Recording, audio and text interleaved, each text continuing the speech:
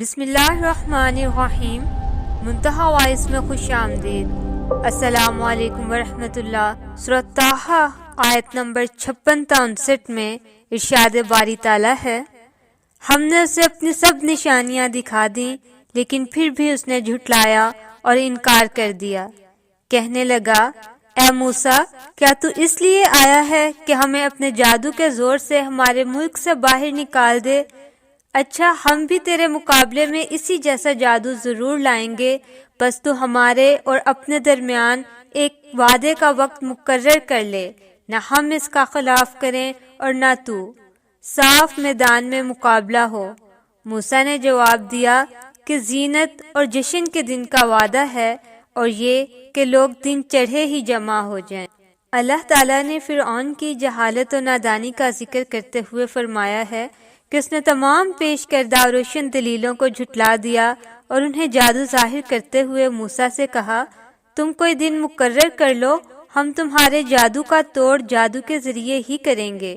چونکہ موسیٰ علیہ السلام کا مقصد یہ تھا کہ واضح دلائل اور قاطع معجزات سب لوگ دیکھ لیں، اسی لیے آپ نے جشن کا دن مقرر فرما دیا جس روز ان کا ایک تہوار منایا جاتا تھا، اور یہ بھی کہا کہ لوگ صبح کے وقت ہی جمع ہو جائیں تاکہ سورج کی تیز روشنی میں حق بھی صحیح طور پر واضح ہو جائے۔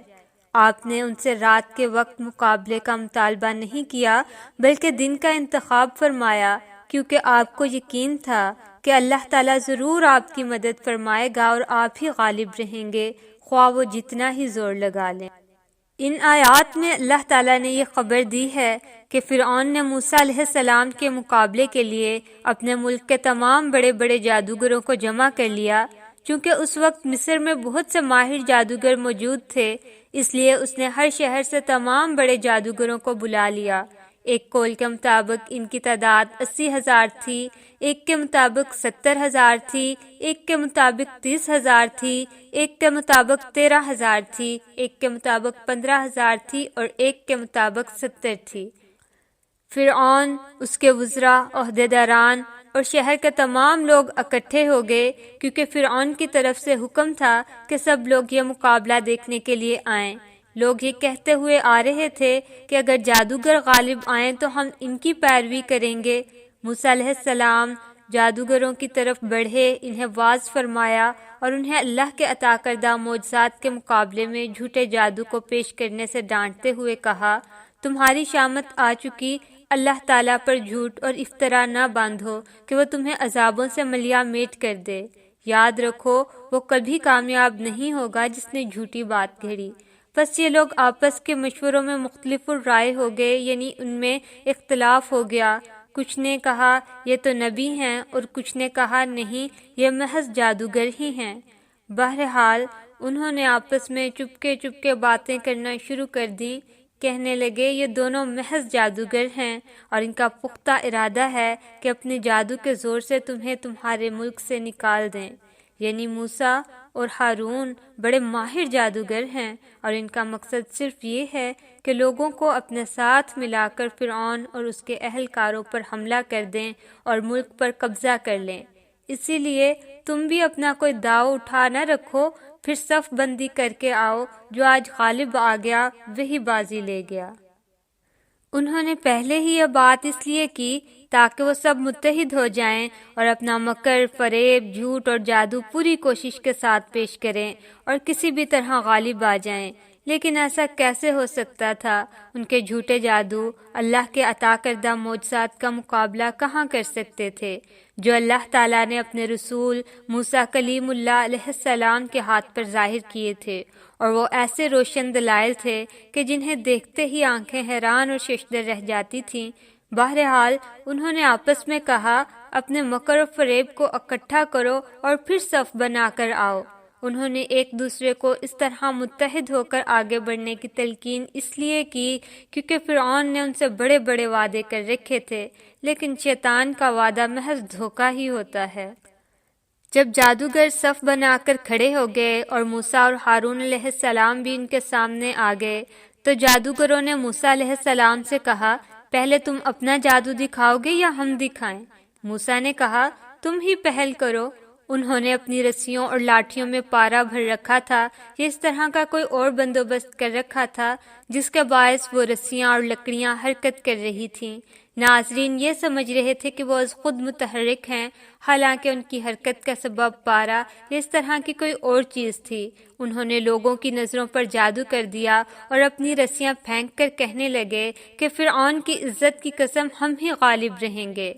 جب موسیٰ علیہ السلام نے یہ صورتحال دیکھی تو انہیں دل ہی دل میں خوف محسوس ہونے لگا کہ لوگ ان کے جادو کو دیکھ کر ان سے متاثر ہو جائیں گے، اور میں تو اللہ کے حکم کا پابند اور منتظر ہوں۔ تو اللہ تعالیٰ نے فوراً وحی نازل فرما دی کہ آپ گھبرائیے مت اور اپنی لاٹھی پھینکیے اور ان کے پیش کردہ جادو کو نکل جائے گی۔ وہ تو صرف جادو کا ایک کرتب ہی پیش کر رہے ہیں، اور جادوگر جہاں سے بھی آئے کبھی فلاح یاب نہیں ہوتا۔ موسیٰ علیہ السلام نے فرمایا، تم جو کچھ لائے ہو وہ جادو ہے، یقیناً اللہ اسے عنقریب باطل کر دکھائے گا، بلا شبہ وہ فسادیوں کے کام درست نہیں ہونے دیتا۔ اللہ تعالیٰ اپنے حکم سے حق کو ثابت کر دیتا ہے، خواہ مجرم لوگ اسے ناپسند ہی کریں۔ اللہ تعالیٰ نے ذکر فرمایا ہے، اور ہم نے موسیٰ علیہ السلام کو حکم دیا کہ اپنی لاٹھی ڈال دیجیے۔ سو لاٹھی کا ڈالنا ہی تھا کہ اس نے ان کے سارے بنے بنائے کھیل کو نگلنا شروع کر دیا، بس حق ظاہر ہو گیا اور انہوں نے جو کچھ بنایا تھا سب جاتا رہا۔ لہٰذا وہ لوگ اس موقع پر ہار گئے اور خوب ذلیل ہو کر پھرے، اور جادوگر سجدے میں گر گئے، کہنے لگے کہ ہم رب العالمین پر ایمان لائے جو موسیٰ اور ہارون کا بھی رب ہے۔ اہل علم نے بیان کیا ہے کہ جب موسیٰ علیہ السلام نے اپنی لاٹھی پھینکی تو وہ ایک بہت بڑا سانپ بن گئی، یعنی اژدہا، جس کی ٹانگیں بھی تھیں اور بہت موٹی گردن بھی۔ وہ جادوگروں کی پھینکی ہوئی رسیوں اور لکڑیوں کو ایک ایک کر کے نگلنے لگ گیا۔ وہ بہت جلد ایسا کر رہا تھا۔ جب لوگوں نے یہ صورتحال دیکھی تو خوف کے مارے بھاگ اٹھے، اور جادوگر حیران اور ششدر رہ گئے۔ وہ کبھی سوچ بھی نہیں سکتے تھے کہ ایک لاٹھی اتنا بڑا سانپ بن جائے گی۔ ان کے جادو کی دنیا میں ایسا ممکن نہ تھا، لہٰذا انہیں یقین ہو گیا کہ یہ کوئی جادو نہیں بلکہ موسیٰ علیہ السلام کے رب کی عطا کردہ سچی نشانی ہے۔ یوں ان کے دلوں سے غفلت کے پردے اتر گئے، اور اللہ تعالیٰ کی توفیق سے انہوں نے وہیں بغیر کسی سزا کے ڈر سے اعلان کر دیا کہ ہم موسیٰ اور ہارون کے رب پر ایمان لاتے ہیں۔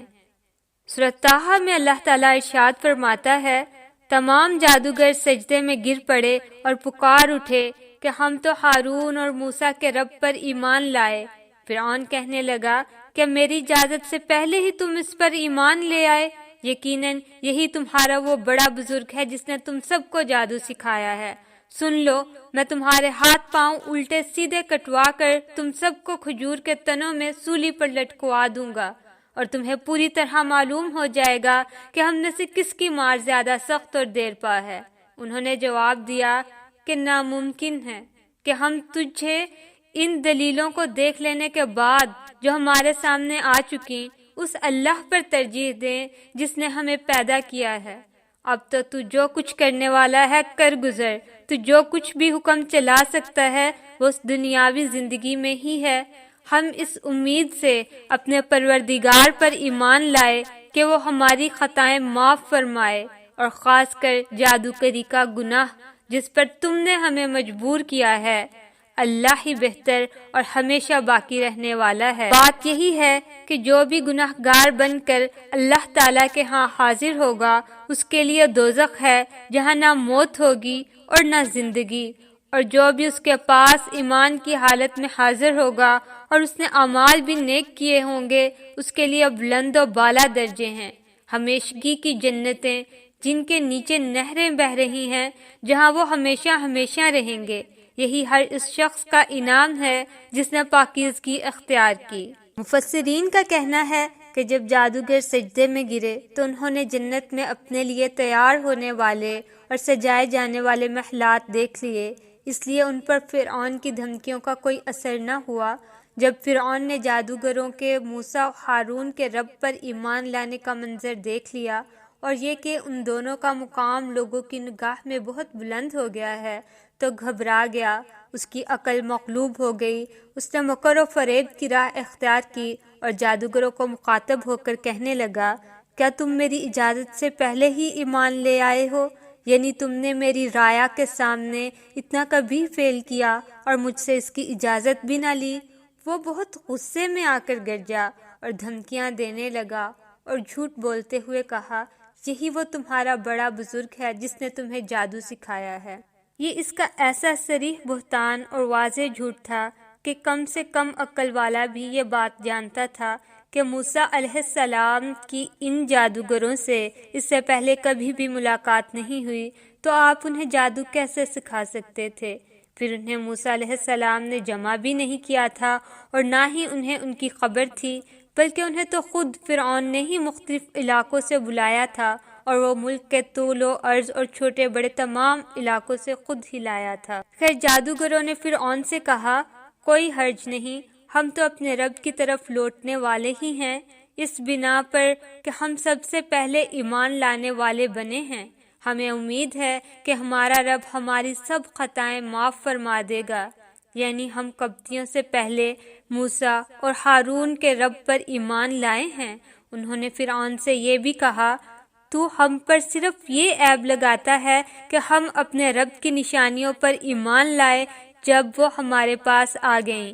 یعنی ہمارا جرم صرف یہی ہے کہ ہم نے رسول کے لائے ہوئے پروردگار کے احکام کو تسلیم کیا ہے۔ انہوں نے اللہ تعالیٰ سے دعا کی، اے ہمارے رب ہم پر صبر ڈال دے، یعنی یہ ظالم و سفاک حکمران ہم پر جو بھی مظالم ڈھائے تو ہمیں ثابت قدم رکھ اور حالت اسلام میں ہمیں فوت کرنا۔ اس سے معلوم ہوتا ہے کہ فرعون نے انہیں سزا بھی دی اور سولی پر بھی لٹکوا دیا۔ حضرت ابن عباس رضی اللہ تعالی عنہ کا بیان ہے کہ وہ لوگ صبح کے وقت جادوگر تھے اور شام کے وقت صالحین اور شہداء بن چکے تھے۔ سبحان اللہ۔ ان کی یہ دعا، اے ہمارے رب ہم پر صبر کا فیضان فرما اور حالت اسلام میں ہمیں فوت کر، بھی اس کی تائید کرتی ہے۔ اللہ تعالیٰ تمام مومنین کو وفات کے وقت کلمہ شہادت اور ایمان سے سرفراز فرمائے، آمین۔ اگر آپ کو ویڈیو اچھی لگی تو اسے لائک اور شیئر کر دیں۔ مزید ویڈیوز دیکھنے کے لیے چینل کو سبسکرائب کر دیں اور بیل آئیکن کو آن کر دیں۔